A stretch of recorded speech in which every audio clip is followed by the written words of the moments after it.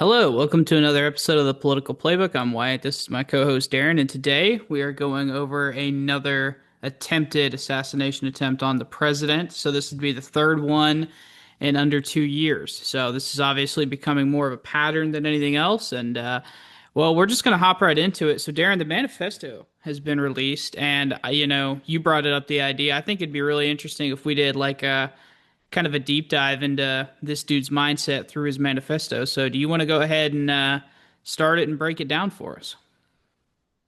Sounds good to me. I'll read the first of three sections, basically.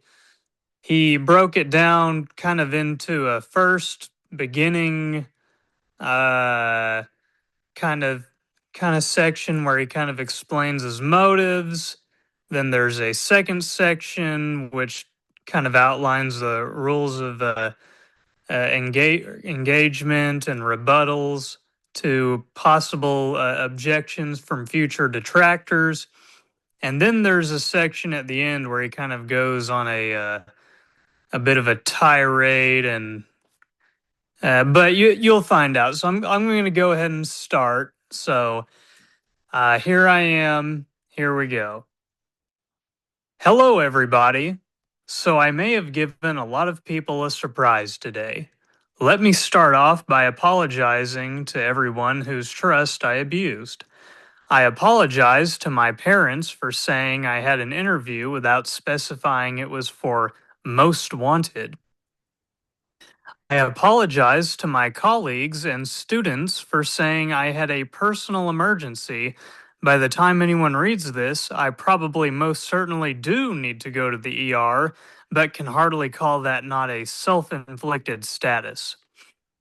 I apologize to all of the people I traveled next to, all the workers who handled my luggage, and all the other non targeted people at the hotel who I put in danger simply by being near. I apologize to everyone who was abused and or murdered before this, to all those who suffered before I was able to attempt this, to all who may still suffer after, regardless of my success or failure.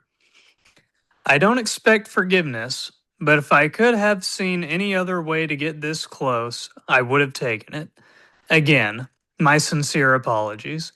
On to why I did Wait, any of wait. So this. before we get to his justification, let's uh Mhm. let's talk about the apology section. So, like, what there stood out to you personally? Um, what kind of stands out here to me, especially about the apologies, is he seems to maybe he's faking it, but he does seem to have some level of guilt for lying to his family and his coworkers and students about what's going on in his life. He seems to have a lot going for him. You know, he has a family, he has coworkers, students, etc. Uh, Probably the most interesting apology is where he apologizes to everyone who was abused and or murdered before this, and that kind of goes into motive. So I don't know if I'll reveal too many of my thoughts on it just yet. Uh But yeah, what stands out to you about this section, specifically about the apologies? Yeah, I mean, and he goes deeper into it later in, but I think the deep level of like premeditation that was involved in this operation, right? So he's clearly someone who has been thinking about this, or at least considering this as a viable strategy for a while, which is and he seems to like have filled him with guilt, which again he gets into later. But it just seems very, very human. I think the irrational level of empathy he seems to have for everyone besides the person he intends to murder or the people he intends to murder, right? Like this is not I apologize, like I'm so sorry to the victims, right? Like he's about to create victims in this. So That's really interesting. He seems really apathetic towards the people he's about to kill, based off of who he apologizes to. He doesn't apologize to Melania or anybody else, right? Like I don't know. I just thought that was interesting. It's very targeted who he is apologizing to. And yeah, I don't know, just very interesting. Yeah, you know, that is interesting because if anything, he's so apologetic, it almost comes off as insincere to a degree to me because you would think an assassin who was, held to his convictions would maybe not care so much what others thought. Uh, And also, another part about this section that kind of stood out to me that kind of ties into it, there's this line where he says, "So I may have given a lot of people a surprise today." See, to me, that almost sounds like ironically detached or something when you use like this Reddit, like millennial speak, you know? It's like that's obviously like a kind of silly thing to say uh in a manifesto where you just release it uh yeah, honestly like minutes prior to attempting to assassinate the president. So I don't know. I'm not even sure that he's sincere in these apologies, but it is interesting either way. Well, I mean, who knows if he's actually sincere in the apologies, but I'm trying to put because I don't think that this dude is some crazy psycho, belongs in a loony bin. I think this is like a normal, and we'll get into this much later, but I think this is a normal dude who just got radicalized. So, like I don't know, I tend to believe more of like the human elements that seem to come out in this manifesto, but that's interesting that you don't buy that. We will get into that much later, but I don't want to stop you before we deep dive it. So um unless you have anything else to say on this, we can get into the justification and the what seems to be the rules of engagement that he laid out. All right. Yeah, I'll continue reading, and as he goes on it, he kind of starts to justify the whole Hmm. thing. So, here we go. I don't expect forgiveness, but if I could have seen any other way to get this close, I would have taken it. Again, my sincere apologies. On to why I did any of this. I am a citizen of the United States of America. What my representatives do reflects on me, and I am no longer willing to permit a pedophile, rapist, and traitor to coat my hands with his crimes. Well, to be completely honest, I was no longer willing a long time ago, but this is the first real opportunity I've had to do something about it. While I'm discussing this, I'll also go over my expected rules of engagement, probably in a terrible format, but I'm not military, so too bad. And here he goes into his rules of engagement, starting with administration officials, not including Mr. Patel. They are targets prioritized from highest ranking to lowest. Secret Service. They are targets only if necessary and to be incapacitated non lethally if possible. AKA, I hope they're wearing body armor because center mass with shotguns messes up people who aren't. Hotel security. Not targets if at all possible, AKA, unless they shoot at me. Capitol Police, same as hotel security. National Guard, same as hotel security.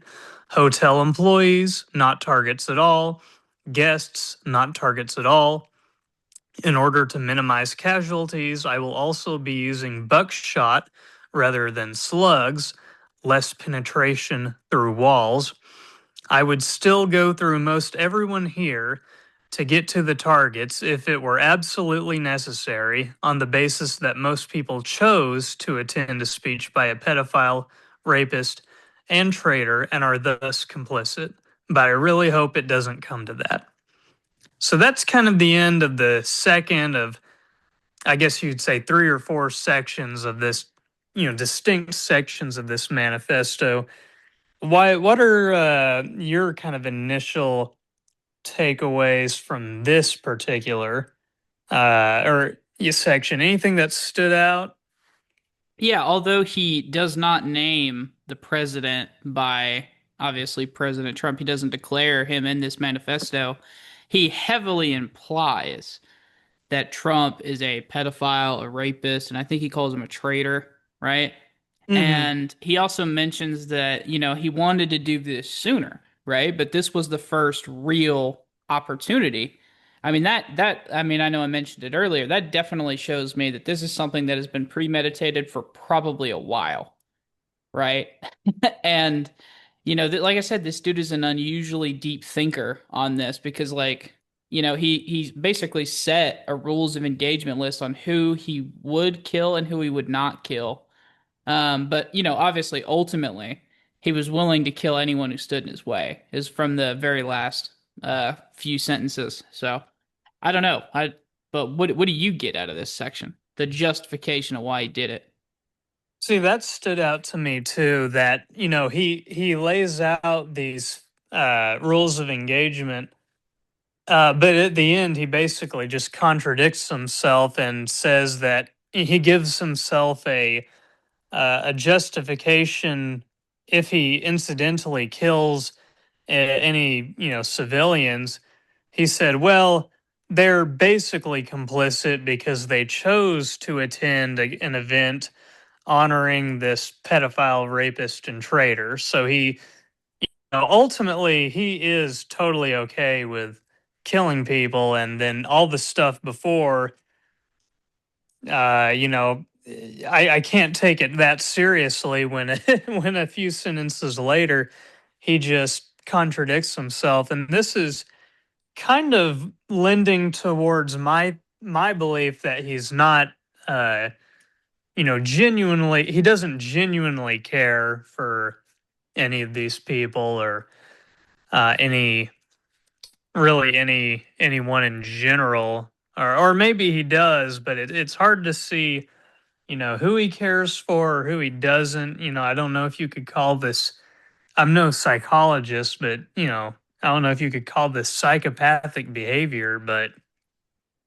yeah, I mean he is willing to justify killing civilians who, I mean, Stood in the this, way, right? yeah, I mean, this is White House Correspondents Dinner, so these are just journalists, I mean, there are a Right. lot of like very normal people, even people of the left at this thing.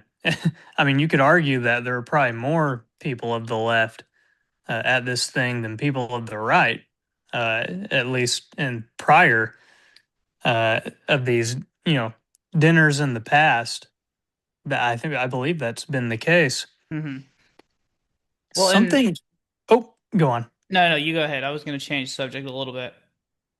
All right. So something else that kind of popped out to me though, and this is a bit of a subject change, but it's within the same section.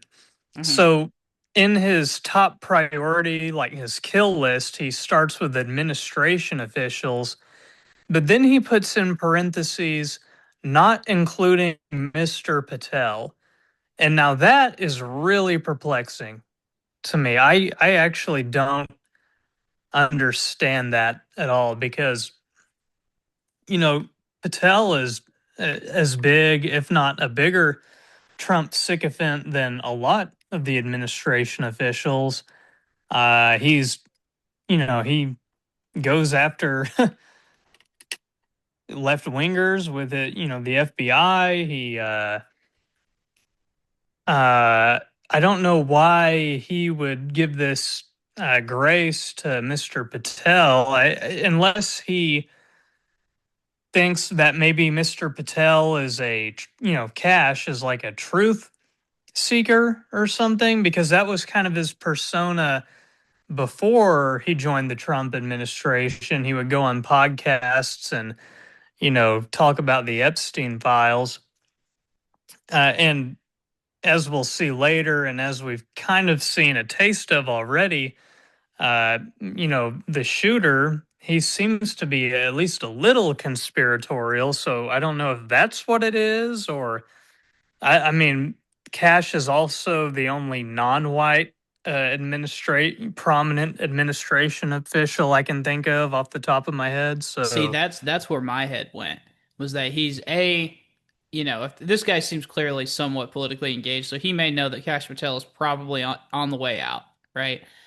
mhm. Or the other thing that would make sense is this is the only person of color really in the administration. So, um, at least that I can think of, or at least the highest ranking one. So, which is really, I don't know. And I'm not even saying that that's it. I'm just trying to, because you're right. It is like, why would you add that? Right? Like, doesn't make any Yeah, sense. it's very odd, and uh, and I've and more has come out about him today, and to me, it's still not clear exactly what that is. And we'll go into it later because there's other comments from him that might give us clues, but that is just so unclear to me still, and I think we'll have to work it out as we discuss it. But what were you about to bring up before I brought up Cash Patel? It might actually be better till we finish. The one of the very first lines of this section is the quote, "What my representatives do reflects on me," and that seems to be the top tier justification for his actions. So if you want that thinking this may be better if we just save this for the end because obviously like you and I would probably, somewhat agree that like yeah, our representatives are representatives of us and other countries may, take it out on us, but that doesn't really justify obviously all this. So yeah, we'll save that for later. So the next section, right, is let's see, it's a bunch of objections and then his rebuttals to said objections. So if you think it's better to go one at a time, or if you think it's better to list them all off at once, I'm game with either. Let's do it. Let's go one at a time. Each of these, some of these objections are a little more meaty, some are a little less long. But yeah, Right. let's just do. There's a lot to talk about on each of these. So yeah, he basically preempts like all the talking points he thinks his detractors will, levy against him. So here we go. Objection one: as a Christian, you should turn the other cheek. Rebuttal: turning the other cheek is for when you yourself are oppressed. I'm not the person raped in a detention camp. I'm not the fisherman executed without trial. I'm not a school kid blown up, or a child starved, or a teenage girl abused by the many criminals in this administration. Turning the other cheek when someone else is oppressed is not Christian behavior. It is complicity in the oppressor's crimes. So let's stop there at objection one and his rebuttal because I think there's a lot to say about this. So he makes reference to a number of people who have been wronged by the Trump regime. I'll just go through it real quick. So, allegedly there are people that have been raped in these detention camp, these ICE holding facilities. I actually don't know how substantiated that is, but I have heard that rumor. The fisherman executed without trial. This was in the buildup to the Maduro capture. If for our listeners, a lot of fishermen were just blown up on the pretense that they were trafficking fentanyl, even though this was a dubious claim.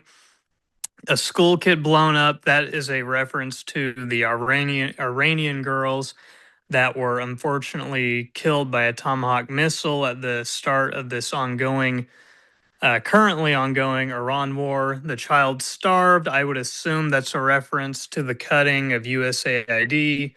And then the teenage girl abuse, that is obviously a reference to Epstein, kind of highlighting his conspiratorial nature. So Wyatt, is there anything in this section that kind of stands out to you about what he's saying? Yeah, I mean, I think this little like 5 or 6 sentence section is the most substantive in terms of like why he's doing this. Not his justification for it, but the reason for like the motive, right? Because it's, the policy disagreements that he has, right? So whenever we talked a few lines before about like what my representatives do reflects on me, this is what he's referencing, right? So, I mean, you laid it all out, but I'll just repeat it all again. Like, detention camps, so like anti-immigration, right?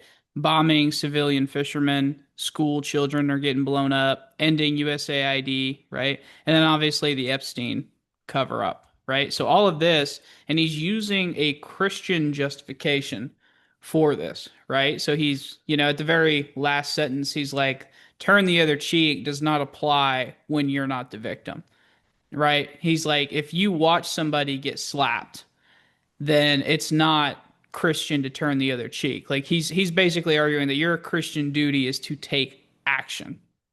And that's a pretty common theme through here. We'll get into it later once we talk more about this kid's bio, but he's got very religious undertones in this manifesto and in his background, definitely. So, That was something I noticed as well, and he'll make other references as we go on, but yeah, it was kind of astonishing to me when I read this thing. He kind of sounds, I mean, this sounds like a guy who actually was probably raised in a church, so it's kind of interesting.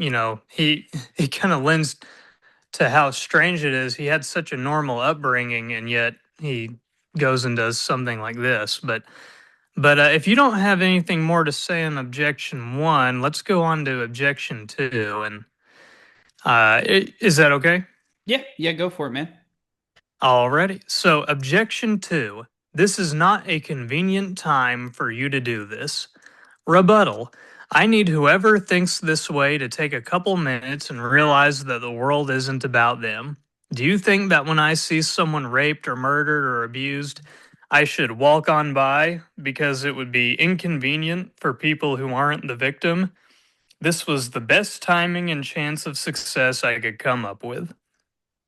So, this one I just don't really fully understand. It kind of seems a bit like a continuation of objection one, or his rebuttal to objection one.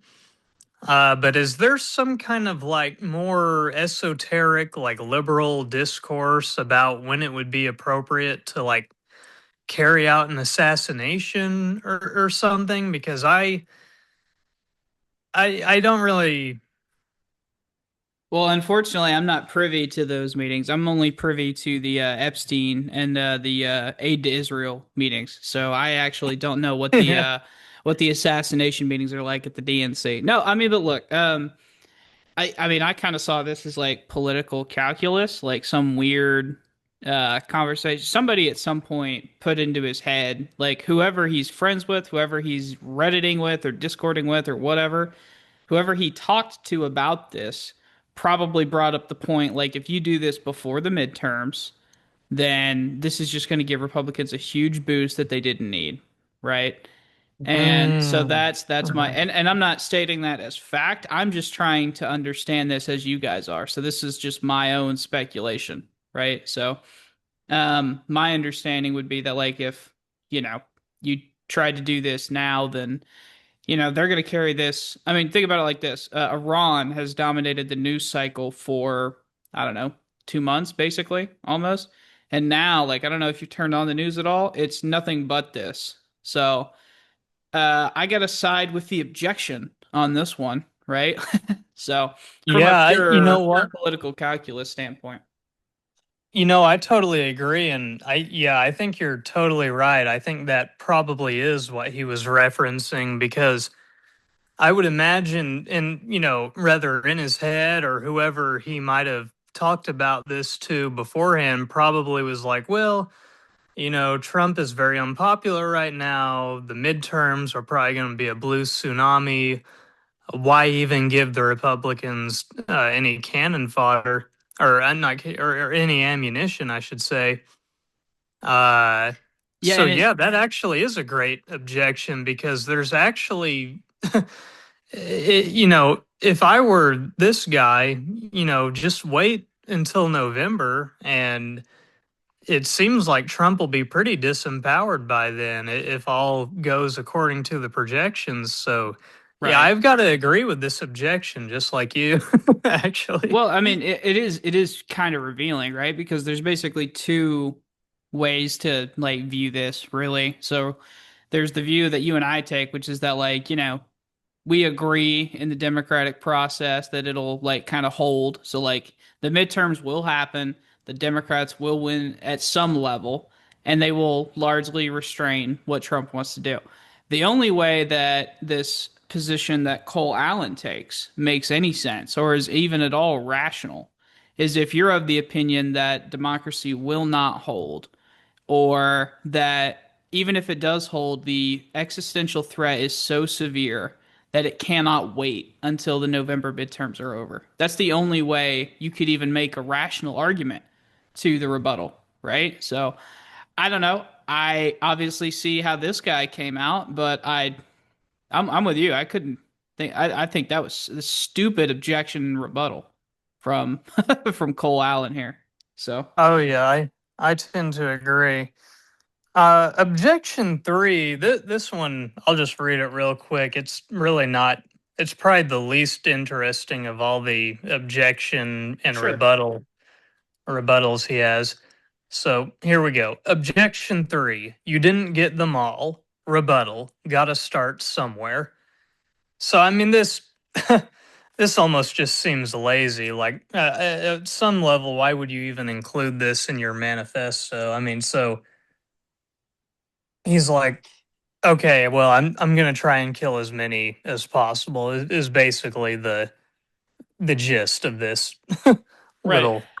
And I do find it interesting from a literary standpoint. I know this dude's not an author, but the first two objections he gave, like, I don't want to say super detailed, like very, but there was at least some level of effort. The next few objections we and rebuttals that we are going to go through, there is, like you said, it's a very clear level of like downgrade compared to the first few rebuttals. So. Um, I don't know. I just thought it was like, what? Why even include some of this? It's almost anyway. It sounds funnier whenever you read them like all at once. I know we're breaking them up, but whenever you read them all at once, it's like, why did you fucking include this? Yeah, yeah, very odd. He definitely could have left that objection out. But anyway, let's go on to objection four, since there really wasn't much to say about objection three.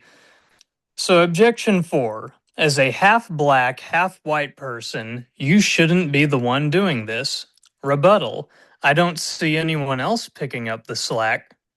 And that's it. That's like the little dialogue for the objection number four. Um, I don't have anything to say on this one, so it's all you.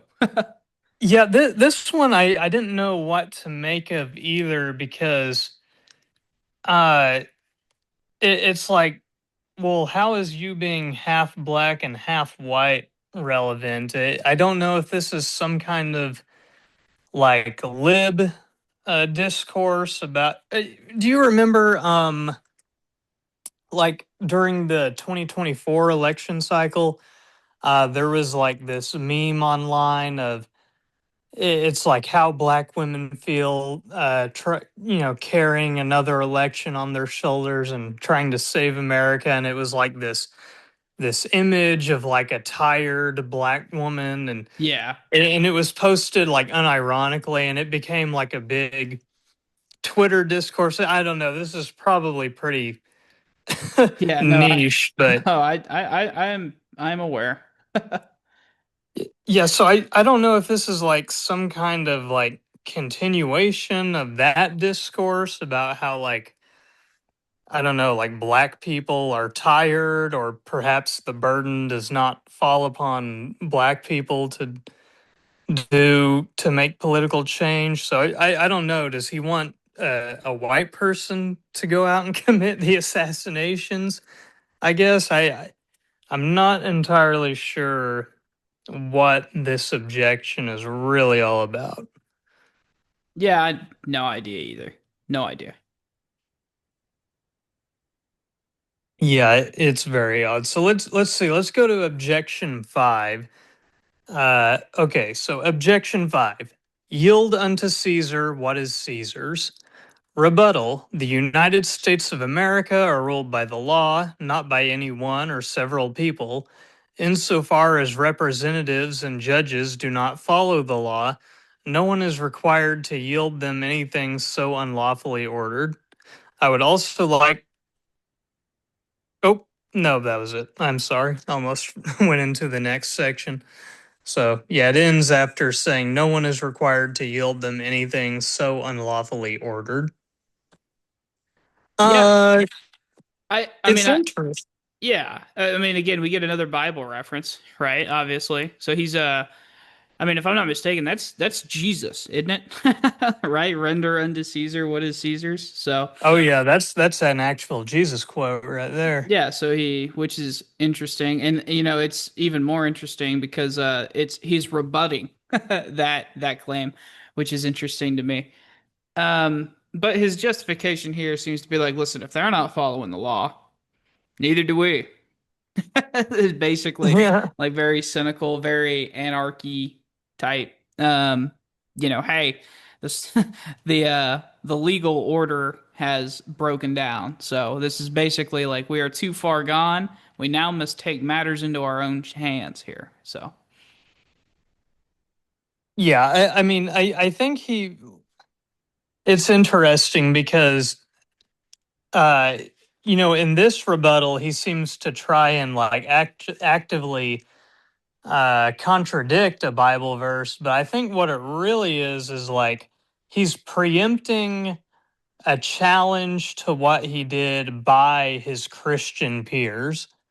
So he's under the assumption that going, in the future, some of his church family or perhaps some of his own family members who are likely church attendees themselves will raise this objection to him, and I guess this is him preempting it and trying to find a loophole.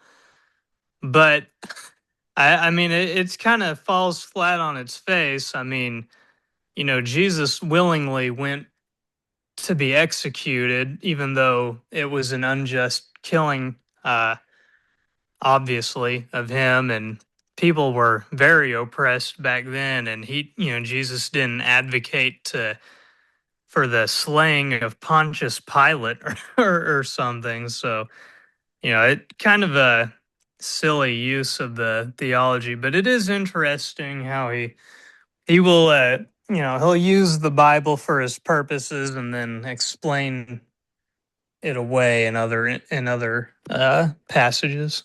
yeah, and listen, since this is the last rebuttal too, we can talk about this as well. So it seems as if his target audience in these objections and rebuttals seem to be either his Christian peers or, if you're more cynical, those on the Christian right, who may oppose this for obvious reasons, and may use the Bible to justify their opposition to this attempt, right? So, obviously, he wants you to think that the audience is his Christian family and friends back home. I don't know where you stand, but all the evidence seems to show that this dude seems to be pretty religious. Um, and this one that he uses is kind of like you kind of have to be in the weeds to understand like what this is even referencing. Like I would bet my dollar that most people for the first time reading this don't even know that it's a Bible reference, right? So, and again, like he's on the losing side of this theological argument. It's really because like in the text, not just in case anyone wants to check or care, like the Pharisees come up to Jesus and they're basically like, "Hey, well, if you're the Messiah, right? It says the Messiah is gonna basically help us defeat Rome, right? Like, isn't that kind of the idea?" And I forget the context in which he finally snaps and says like, "Hey, like render under Caesar's what is Caesar's," right? It has to do with taxes and whatnot. So So Jesus basically rebukes the Pharisees in this text, and I guess this assassin or would-be assassin is using that to say that that doesn't apply here is the only, but clearly not, right? I mean, like you said, Jesus went to willingly be executed, right? Like he didn't Yeah. he didn't start a revolution against the Roman Empire. So I don't Yeah, know, it's and very if interesting. anything, I mean, there's like the juxtaposition right before Jesus is, like scourged and crucified. The crowd is given a chance to free Jesus, this peaceful, philosopher basically, or a violent Jewish revolutionary rebel, Barabbas, and the crowd chooses to free Barabbas instead. So I mean, there's this juxtaposition between the two. So if anything, the who would be analogous to Barabbas? Well, it would be this Cole Allen fella, but I Right. don't know. I obviously that is probably lost on him. So Yeah. The next segment is a series of thank yous. I don't feel like we need to really read the thank yous, do you? I would rather just get straight to his PS message, but it's up to you. yeah, we don't really. It's kind of long, and he's basically just thanking his pretty much everyone he's ever met in his entire life for everything. So Right. yeah, we can go on to the uh we can go on to the PS section. Sure. Or well, right before we do, right before he ends the thank you everybody section, he says sincerely, Cole Cold Force in quotes, friendly federal assassin Allen.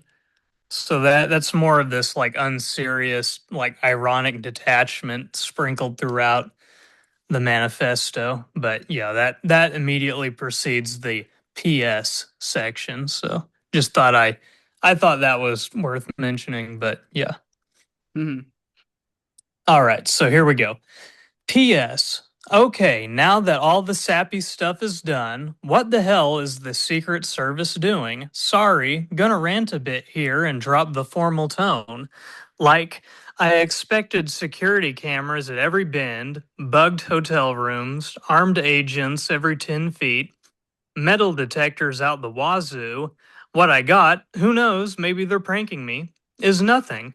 No damn security, not in transport, not in the hotel, not in the event. Like, the one thing that I immediately noticed walking into the hotel is the sense of arrogance.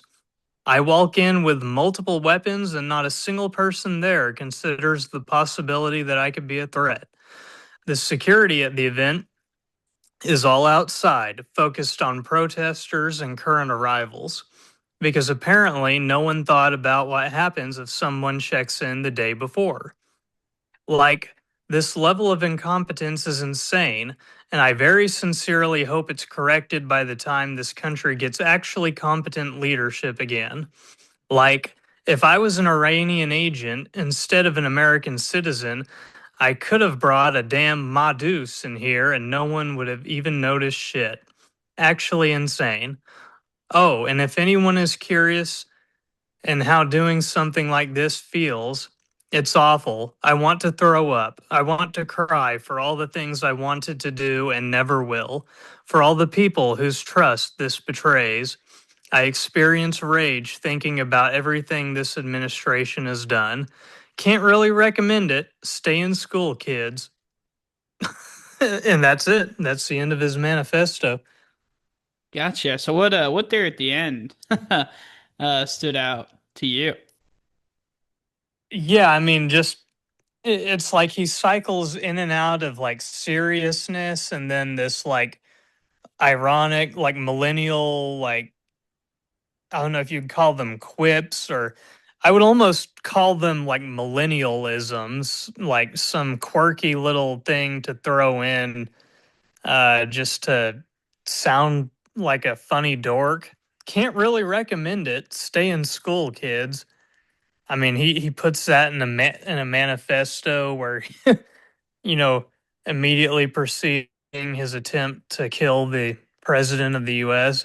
But that's been a theme in like a ton of manifestos lately. So I don't know, it's interesting that these like kind of younger millennials and Gen Zers all have this like ironic detachment even when they're, plotting something as serious as an assassination. It's like they can't even take themselves seriously. Yeah, I mean it could be gallows humor, right? Like it could be just some millennial version of that. Some, he's trying to be edgy or ironic.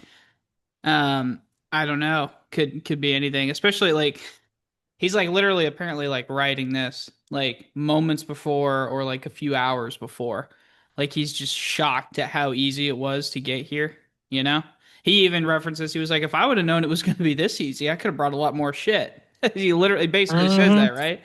And Oh yeah. which we will get to after the manifesto part. But um, I just think that this is the type of stuff we can expect going forward, like these types of manifestos and reading them out loud. Like I think the times of like Kaczynski are done. Like the millennial, crazy psycho, blow shit up, shoot people. They are a different level of what the fuck. You know what I mean? Like this is like a Redditor mass shooting, or would be, right? But um Absolutely. yeah, which And is millennial too. Like you threw that word in. I think that's spot on.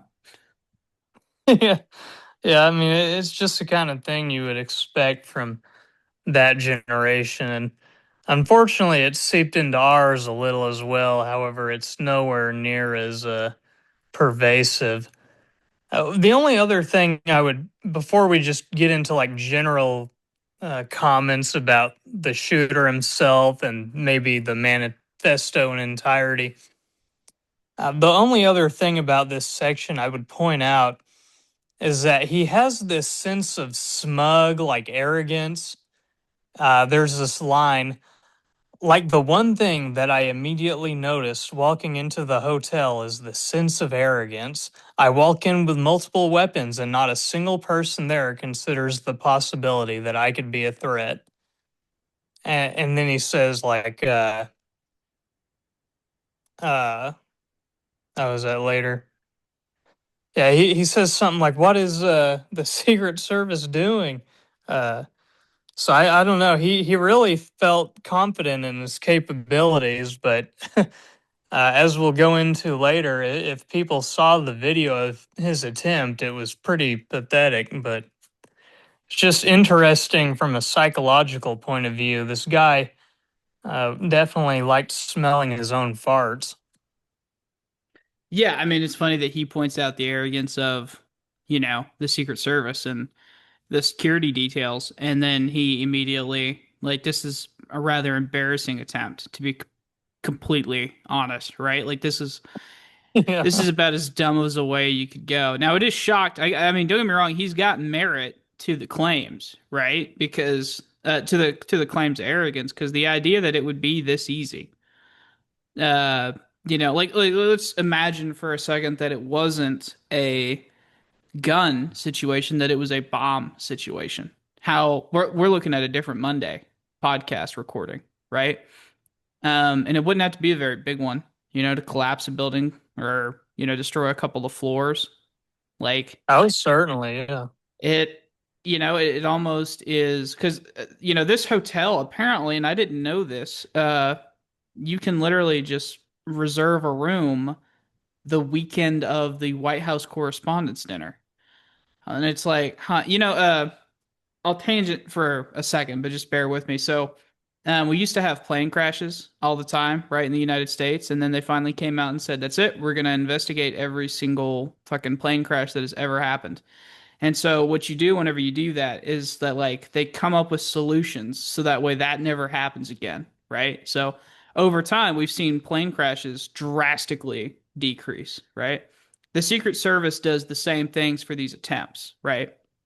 whether it's uh whether it's pipe bombs, whether it's like sniper shooting. Like now, like a United States presidential candidate after Butler, Pennsylvania, they will never do an outside event ever again, right? Because the Secret Service is like, it's just too fucking risky. There's no way, right? And if we do Oh do yeah. one outside, there's that's going to have to be properly vetted, right? Like there's no, tall buildings, there's none of that. This is another one of those things where they are now, and even though the White House Correspondents Dinner is not an event by the White House, it's an event by the journalists, right? It's not the White House security detail will now investigate this, obviously, and come to the conclusion that, like, we just have to do a full weekend fucking sweep of the hotel, right? So this will now never happen again, right? So, at Oh least yeah. hopefully. So, Yeah, at least probably not in a hotel. It'll probably be reserved for, a different, more secure venue or maybe even the upcoming ballroom, I would say. oh God, we'll get to it. Yeah. Yeah, we'll have to discuss that very funny portion, but let's talk about the shooter now. Now that we've kind of done a deep dive of the manifesto, let's kind of talk about the person himself. So Cole Allen, to my estimation, he presents as normal and maybe even like you could call him elite human capital. He's very smart. He went to Caltech. He has a master's in computer science. Uh, uh, it's interesting. His talking points are, for the most part, indistinguishable from what you'd hear on like any mainstream lib podcast or something. So, except when he's, talking about killing people, he actually sounds very normal. I mean, this is all pretty above board stuff, but he came to the conclusion that he's going to do something about it and try to kill Trump.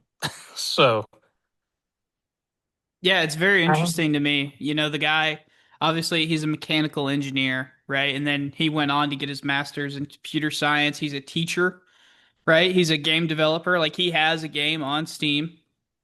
yeah, He's and he's it looked fairly well made too. I mean, yeah, because I rel saw a clip of it.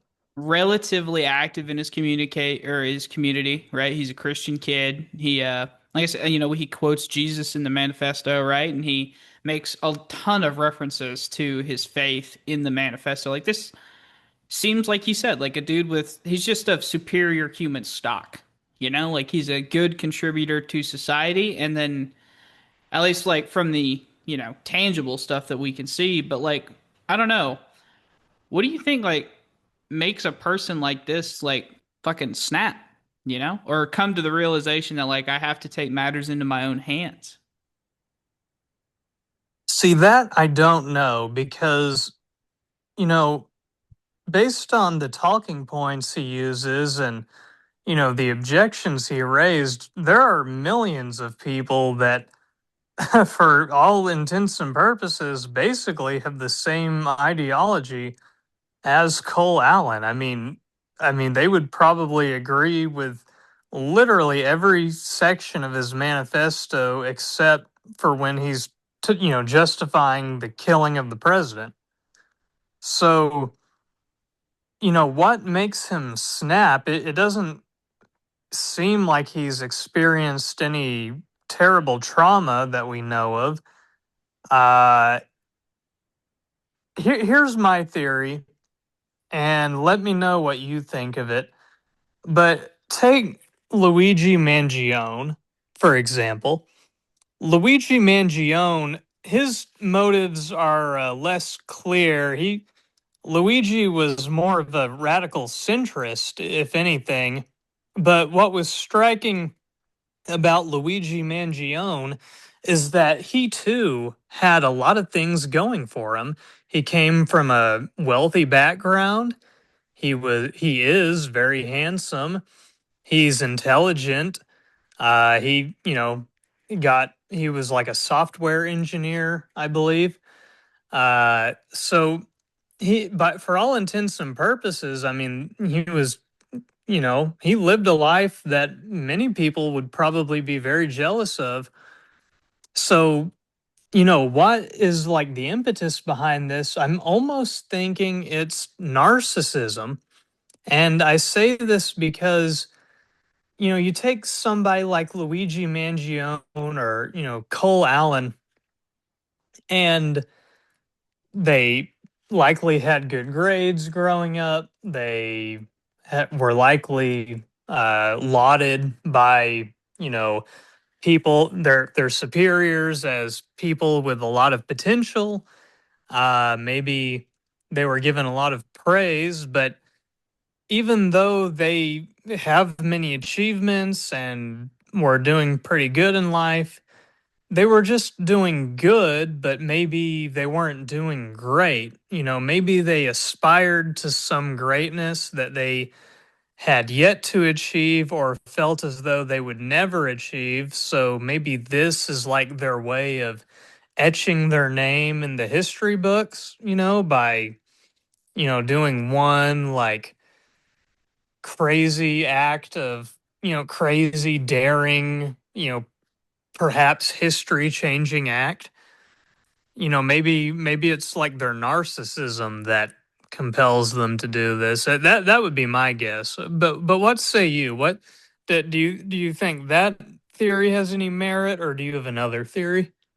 I mean, to be honest with you, I think that this is a matter for psychologists. But if I were to opine, Luigi Mangione, his grievance made a little bit more sense to me because it was he had been wronged, right? Or, like, isn't part of the justification like his mother had been wronged and because of like lack of healthcare or like healthcare denial, and he personally had back problems and going through the same healthcare issues, and so it could have been revenge or vengeance or whatever.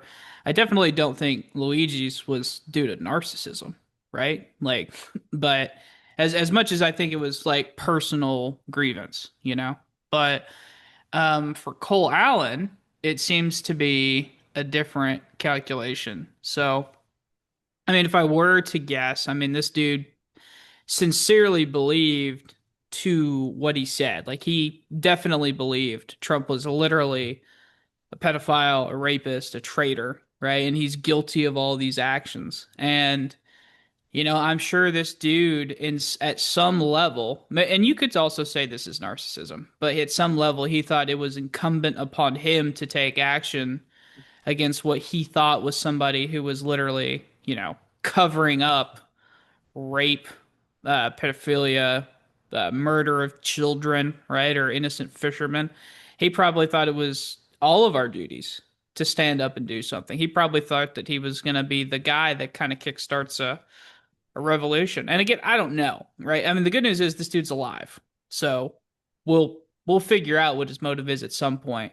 He'll probably make a book from prison or something. So, uh, yeah, I mean, I don't know. I don't know what makes somebody go from somebody who believes in society, and even though they may not personally be doing the best, they think that overall the system's pretty good, to nope, the system is beyond repair. I have no hope. I do everything right. Right. I think that's kind of what you were getting at, right? Is that these kids did everything right. They went to college, they got good jobs, they're huge contributors to their local community, right?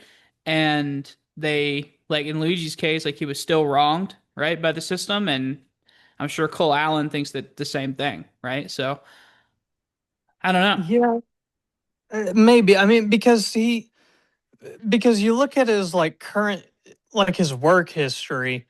So he made that game, and so I assume he had a small level of passive income from the game. And then because it's not like a very popular game, it's, some Boy, cheap little boy, it will Steam be game. now. Boy, it will be Oh yeah. now.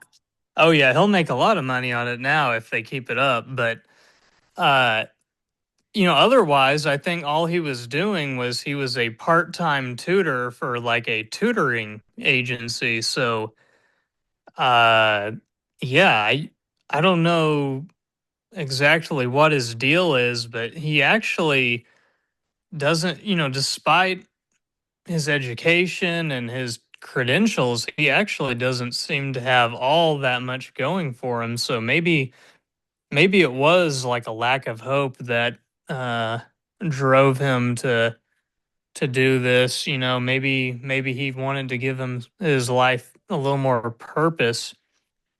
Mhm. Uh, I mean, I think what's interesting about this guy also is that with him, it's far less ambiguous, you know, his motives. He pretty explicitly paints them out, points them out. I don't know, obviously, his psychology, but this is like a liberal dude, but shooters, assassins in the past, their politics are oftentimes ambiguous, or they'll you could point at a variety of things they've done and say, oh, they're right wing coded or left wing coded.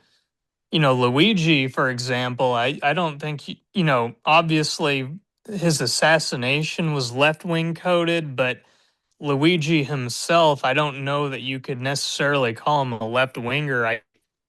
He's almost like a radical centrist, or something. I mean, he apparently he's a big fan of Patrick Bet David, and PBD is pretty right wing coded. So Right wing uh, coded. PVD is right wing coded.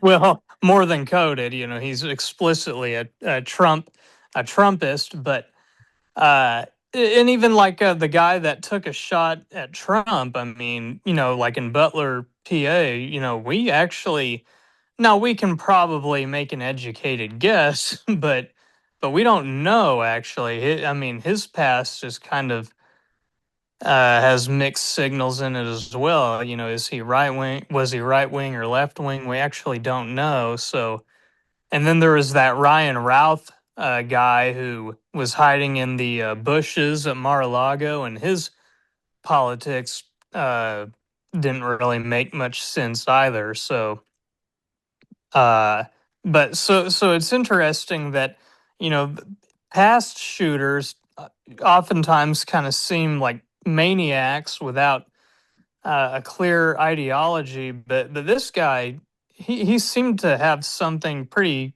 He had a pretty consistent worldview that makes logical sense. And I've seen more about him. He seems to be kind of in the vein of someone like Destiny or something, because he's like a Kamala supporter, but he like kind of disliked the Gaza protesters in 2024, like the two left for Kamala people. Like they're so far left they won't vote for Kamala because she was complicit in the Gaza genocide.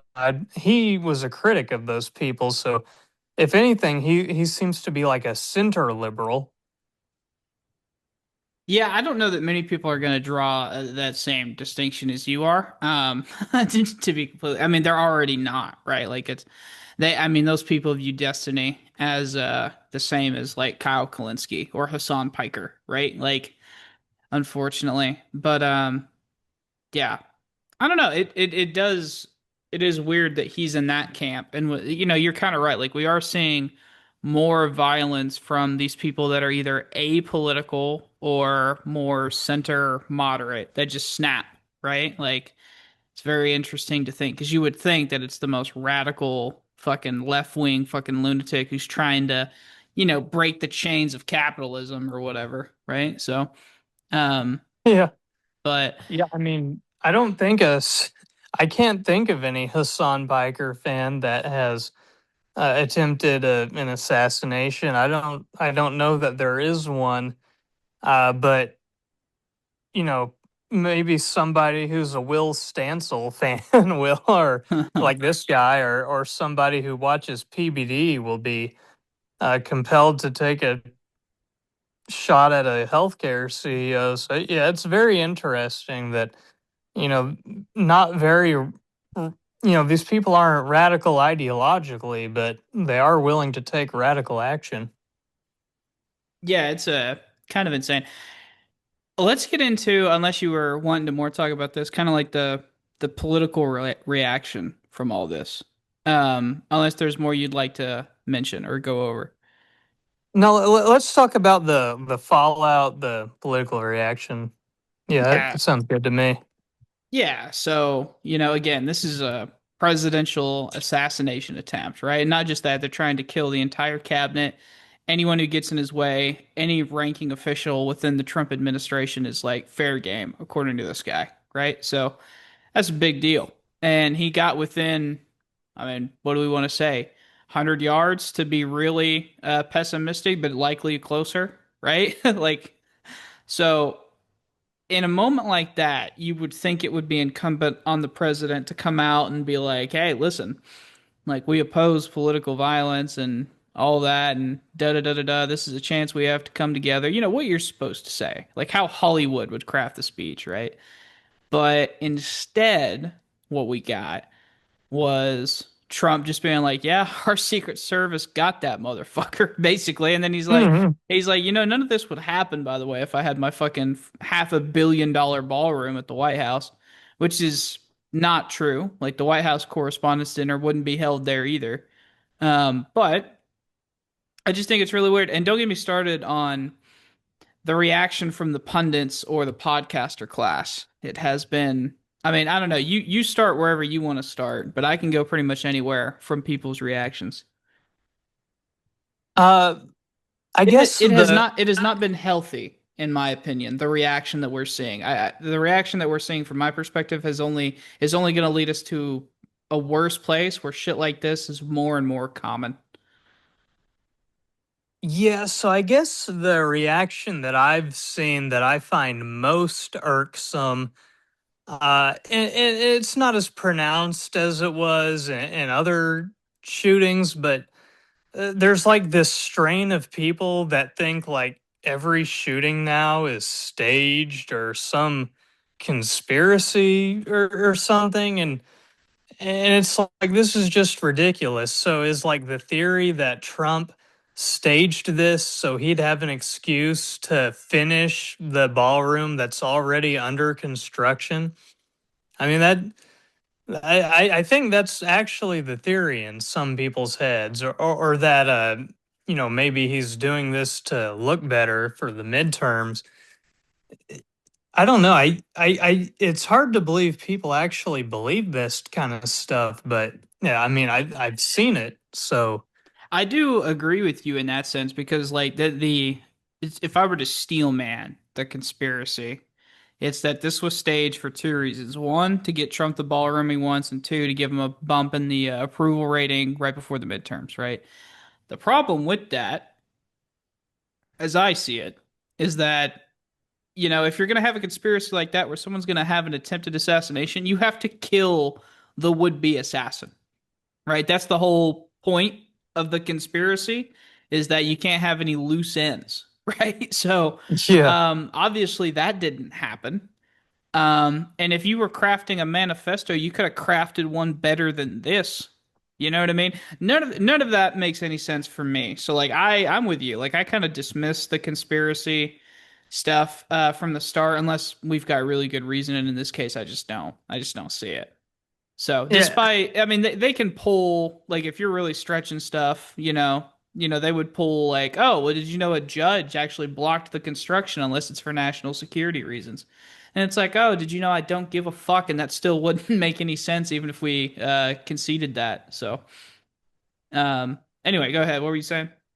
well, what's funny about this is that the assassin himself thought that prior assassination attempts on Trump's life were staged. So somebody like found an archive of his old tweets and compiled them on Twitter. And so this is regarding the Routh assassination attempt. So this was like assassination attempt number two, where the guy was hiding in Mar-a-Lago, the bushes of Mar-a-Lago. So Cole Allen shared posts downplaying, questioning, and justifying the attempt. One was quoted as saying fake assassination gimmick. Like, so he himself is a conspiracy theorist that doesn't believe that, or you could say maybe he was being tongue in cheek, but he Hmm. himself maybe doesn't even believe that some of these prior assassination attempts were real. So it's I don't know, it's interesting to say the least that I guess he doesn't believe it until he actually did it himself. Yeah, isn't that kind of funny? What do you think of like this? It seems like, they've treated this, rather than a moment, like I said, where you kind of like come together, let's all disavow this, let's all make sure that we're kind of like the uniparty does so much that is bad, right? Like for one time, let's have the uniparty do something good, which is come together and denounce political violence. That shit didn't happen. So what do you think of the strategy of like, let's treat this like an opportunity. Let's use it to sell the ballroom, right?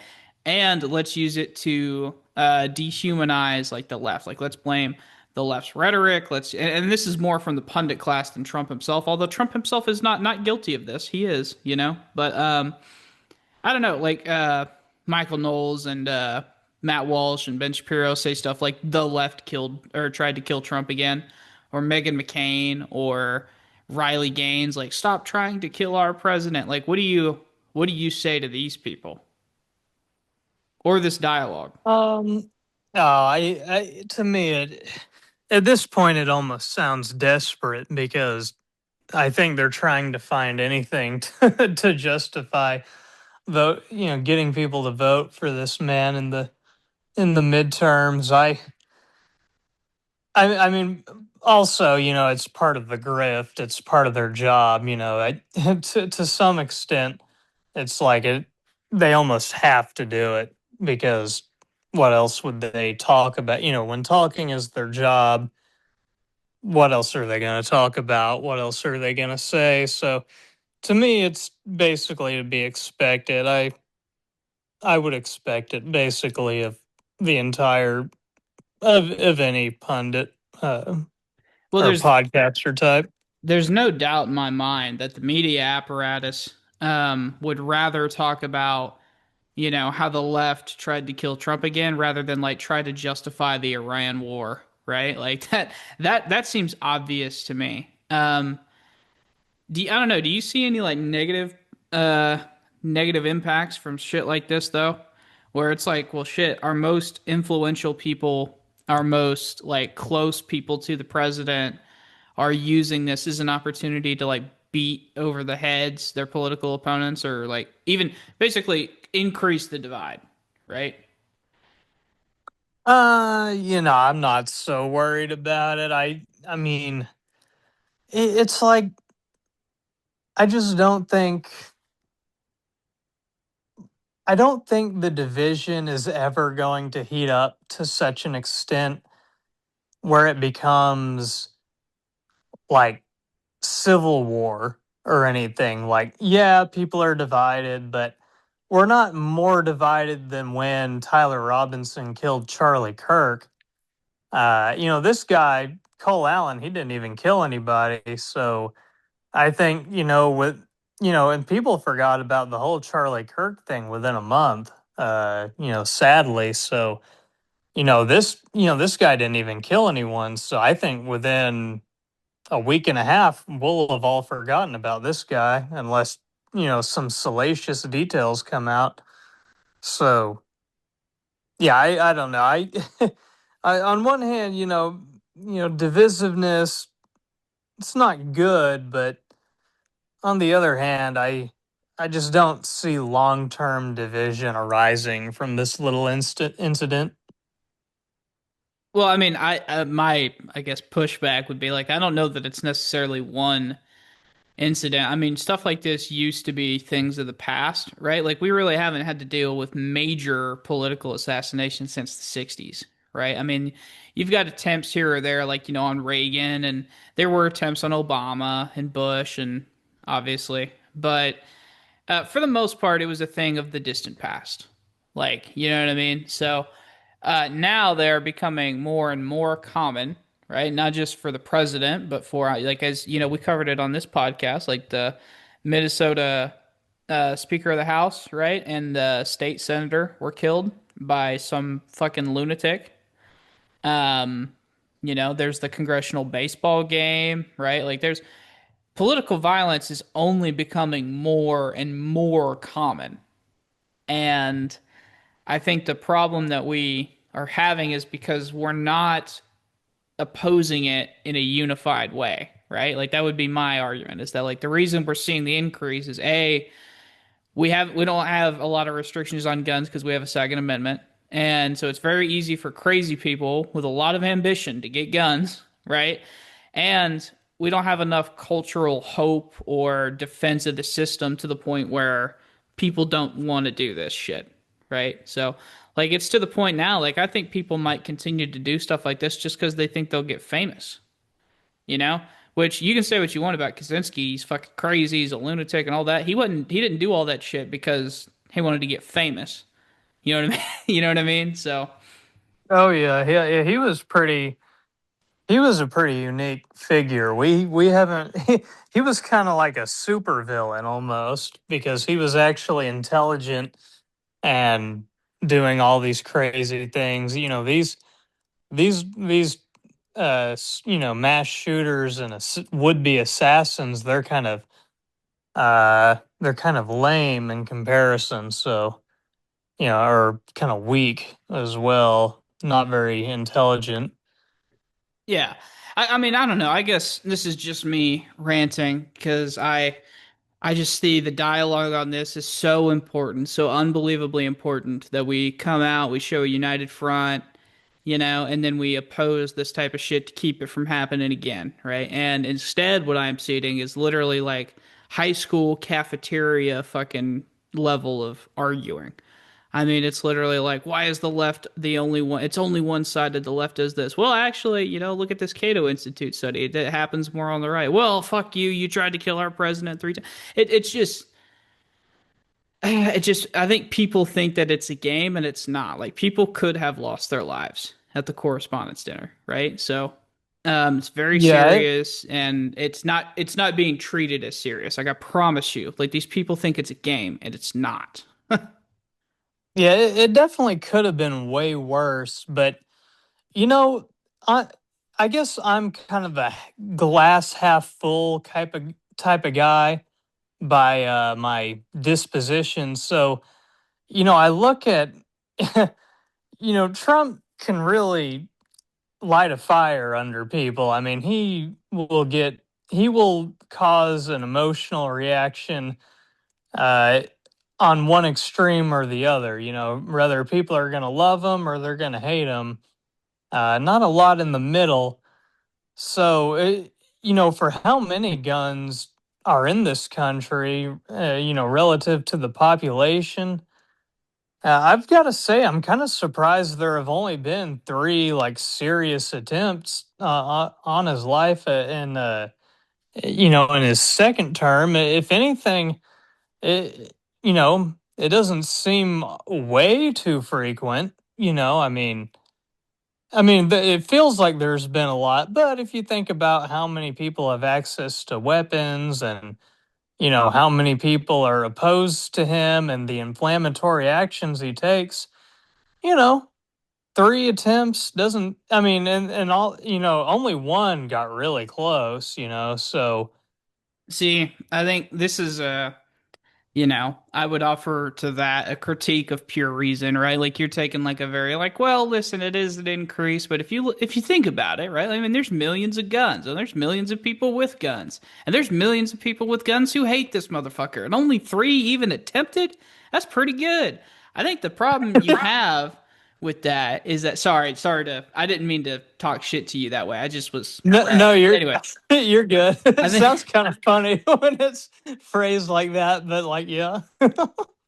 I think the problem I have is that like whenever that those three people attempt it, we were in a place 30 years ago, 40 years ago, 20 years ago, right? Where if something like this happened, it would have been universally condemned. But we are in such like a polarized world where everyone is wearing their t-shirts that say Democrat or Republican and they got to cheerlead and support the team to where if a Republican shoots a Democrat, the right has to either say they weren't Republican or try to justify it, and then the left, vice versa, right? So, like in this scenario, the left or the right will say like you killed our president or tried to kill our president, and the left will be like, we don't know that, da da da da da. We, free speech. We didn't incite anything. Like, listen, there's more of an argument over what should have been universally condemned, right? Like obviously no one's justifying the attempt, right? But it's just bickering, online. Like that's all it is. And versus like, a couple, like I said, a couple of years ago, we wouldn't have even been having this conversation about this.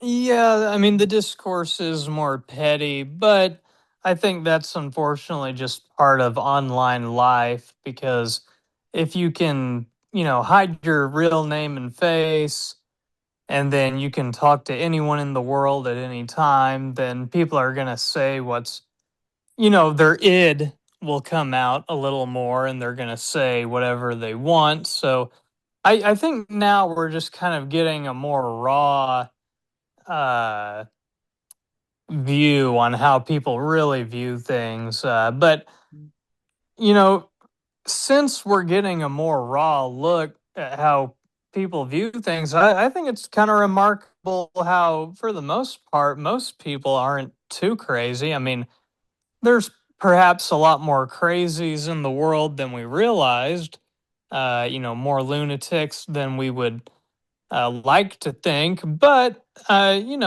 you take it all together, maybe there's not as many as would be in your worst nightmares.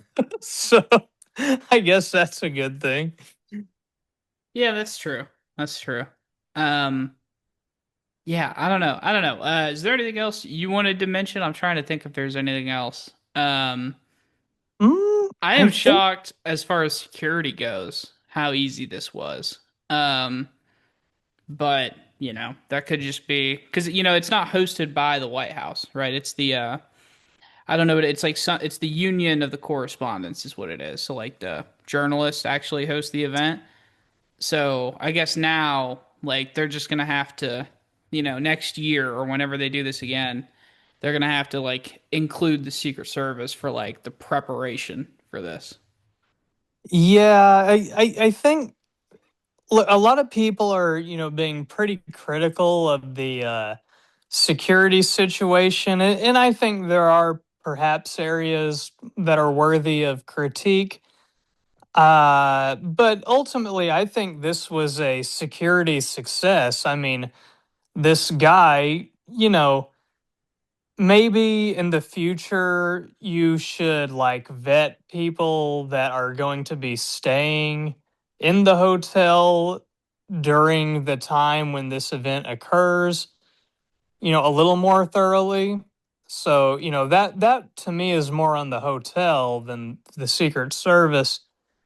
But as for the Secret Service, the guy tried to like sprint past the checkpoint and they just pretty much immediately killed or not killed him, but incapacitated him. I mean, if you look at the video, the reaction time is actually incredibly quick. This guy just bum rushes past them, and before you know it, there's like five agents like firing at him. So, I mean, yeah, I think this is a security success, all things considered, because they didn't set up a checkpoint outside the hotel. The hotel is actually pretty large, and they set up checkpoints surrounding like the conference center within the hotel, so the regular guests of the hotel could go to and from their rooms. Uh, yeah, I mean, I think all in all, this for a relatively limited space, I think this was a security win. But if he had actually gotten in there, then I would say it was a security failure. But to me, they see everything seems to have gone according to plan. According to the worst case scenario, which was this. So all in all, I think it was good. Yeah, I mean, there's obviously some stuff that they could do better on and all that, but overall, I'm kind of with you. Like, there's a lot of criticism, and a lot of the criticism, as soon as you start to, investigate it or try to counterpoint it, it doesn't really hold water, right? Like a lot of the ones I'm seeing right now are why was JD Vance pulled away from the stage before Trump? And like the simple answer is obvious if you know what you're talking about, is that like they have separate security details.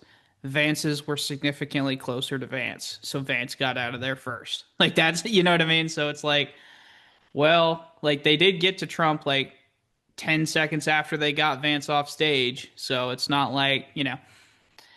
And like I said, the shooter was never even in the room, so like we're fine. I mean, for me, it's like, how do we prevent this from even happening? It just comes with like more vetting and better preparation. That's really it. But from a standpoint of like sunk cost, like all that's already gone, then like yeah, this is about as good of a job as they could have done, you know? So like I said, they didn't get particularly close to Trump. They were never in the same room. They never had a shot at him. Like now they did. I don't know if you, they didn't hit the guy, right? Like they all fired like 9 shots or 4 shots or something like that. And I don't think they hit him. I think they like tackled him and held him down. Like I don't think he was shot. The only one, of course, that was shot was one of the Secret Service members. But See, yeah, I know for a fact that one of the Secret Service members got shot, but his bulletproof vest stopped like the penetration, to my understanding. I was under the impression that Cole Allen was actually shot, but maybe in a non-critical area, like maybe like a limb. So I'm actually not sure. I know he was taken alive.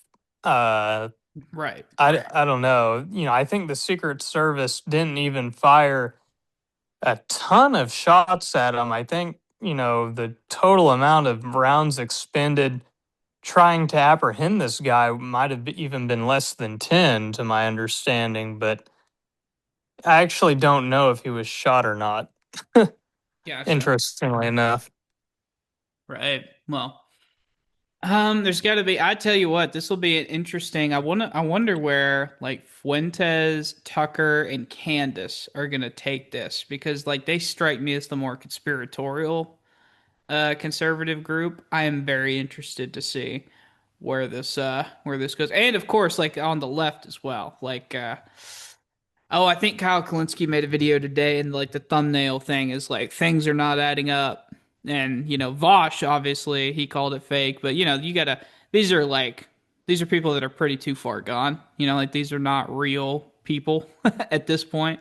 So, Oh yeah. but I am Yeah, interested to see what direction the right takes.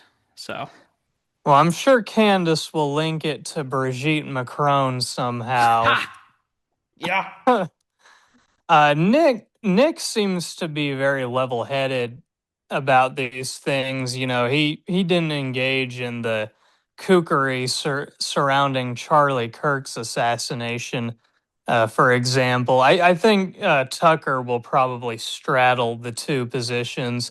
I think Candace will probably say something crazy, and then Tucker will be like, "Well, she might have a point. I don't know if I buy it, but she might have a point."